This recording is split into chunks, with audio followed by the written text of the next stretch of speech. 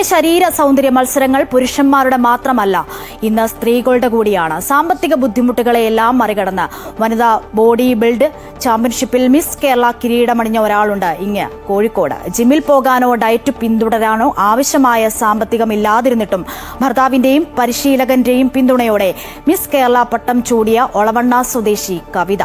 അന്താരാഷ്ട്ര വനിതാ ദിനത്തിൽ കവിത നിതീഷിന്റെ വിശേഷങ്ങളൊന്ന് കണ്ടുവരാം. പ്രസവത്തിന് ശേഷം തടി കുറയ്ക്കാൻ വേണ്ടിയാണ് കവിത ആദ്യമായി ജിമ്മിലെത്തുന്നത്. പിന്നീട് ബോഡി ബിൽഡിങ്ങിലുള്ള താല്പര്യം ഒരു ഹരമായി മാറി. ഭർത്താവ് നിതീഷിന്റെയും പരിശീലകൻ മുഹമ്മദ് അഷ്റഫിന്റെയും പിന്തുണയോടെ ചാമ്പ്യൻഷിപ്പിനുള്ള പരിശീലനം ആരംഭിച്ചു.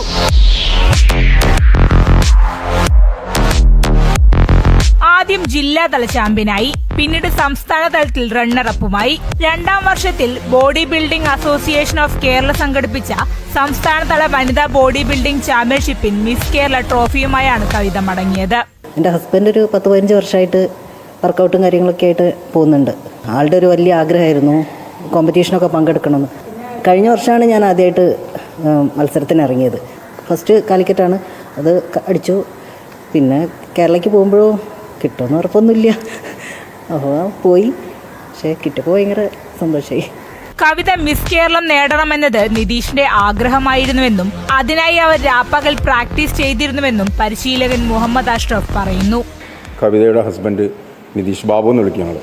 ഒരു ദിവസം ബാബു വൈഫിന് കവിതനെ കൂട്ടി എൻ്റെ ഈ ജിമ്മിൽ വന്നു.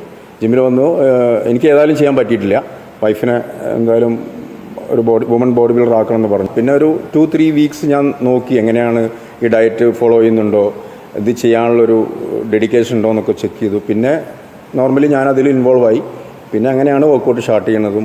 ഇനി മിസ് ഏഷ്യ കിരീടം സ്വന്തമാക്കാനുള്ള തയ്യാറെടുപ്പിലാണ് കവിത.